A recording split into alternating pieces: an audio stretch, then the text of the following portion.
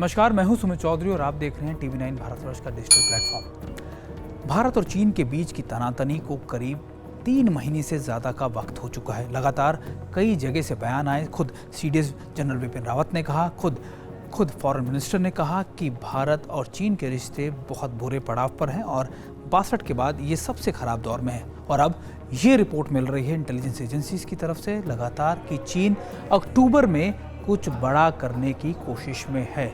असल में अक्टूबर क्यों? अक्टूबर के अंदर सर्दियां बढ़ जाएंगी, नालों का, वहाँ की नदियों का, वहाँ के छोटे छोटे रिवर्स का या फिर नालों का, छोटे झरनों का पानी का लेवल कम हो जाएगा। और जब पानी का लेवल कम हो जाएगा तो चीनी सेना मूवमेंट में आसानी होगी।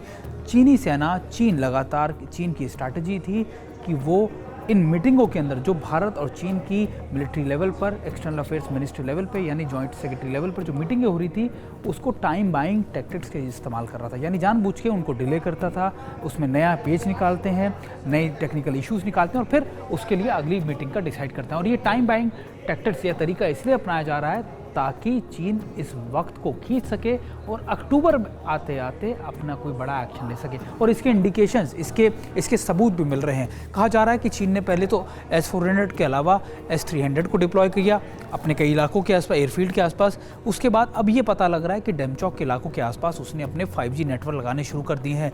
ये अगस्त के पहले महीने से शुरुआत है। वहीं यांगसे के अंदर, अरुणाचल, सिक्किम के आसपास भी उसने अपने ब्रिगेड लेवल कि जो इंफ्रास्ट्रक्चर है उसको डेवलप कर लिया और जनवरी मार्च तक इसको 2021 तक वो तैयार करके रख लेगा। वहाँ पर 600 से ज़्यादा हैवी व्हीकल्स के शेल्टर्स को भी बनाया गया। तो ये कई सिलसिलेवार तरीके हैं, चीज़ें हैं जिसको चीन कर रहा है और यही वजह है कि अब ये एक बड़ा अलर्ट, एक बड़ा कंसर्न बन गया है। हालांकि भारतीय सेना की भी प्रिपरेशन, तैयारियां पूरी हैं और माना यही जा रहा है कि भारतीय सेना ने अपने सभी चीज़ों को, मोबिलाइजेशन को भी पुख्ता कर लिया। यहाँ तक कि इमरजेंसी प्रोक्यूरमेंट जिनके बारे में कहा जा रहा था कि साजो सामान, स्पेशलाइज एम्यूनिशंस और ये सारी चीज़ें, उनके लिए टाइमलाइन फिक्स कर दी गई है कि वो अगले साल मार्च तक, 31 मार्च तक पूरी कर दी जाएंगी। करीबन 300 से 500 करोड़ रुपए के लगभग इमरजेंसी प्रोक्यूरमेंट या फिर परचेज की जा सकती है और इसके करीबन 50 से ज़्यादा लगभग के ऐसे रिक्वेस्ट गए हुए हैं भारतीय सेना या दूसरी सेनाओं ने, खासतौर पर नेवी, आर्मी, एयरफोर्स, सभी को दिया गया है ये बेसिकली बजट। और अब इन बजट के ऊपर इमरजेंसी प्रोक्यूरमेंट किया जा रहा है। भारत की स्ट्रैटेजी क्लियर है, लेकिन एक बार फिर चीन 1962 की चीज़ों को दोहराने की कोशिश कर रहा है। 1962 में भी जंग का माहौल अक्टूबर-नवंबर में ही हुआ था।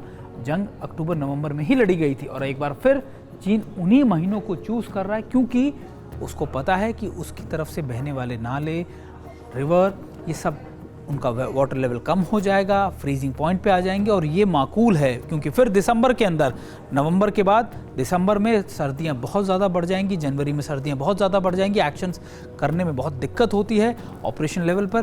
तो ये चीन की स्ट्रैटेजी है जो चीन डेवलप कर सकता है या फिर चीन इसको इम्प्लीमेंट कर सकता है और ये मेजर कंसर्न है। हालांकि भारतीय सेना या फिर इंटेलिजेंसीज या हमारी दूसरी एजेंसीज इसको पहले से जानती थी कि चीन की बातें, टेबल पर बातें कुछ और कर रहा है और इम्प्लीमेंटेशन बिल्कुल कुछ नहीं कर रहा और अब इसकी तैयारियां भी की जा रही हैं।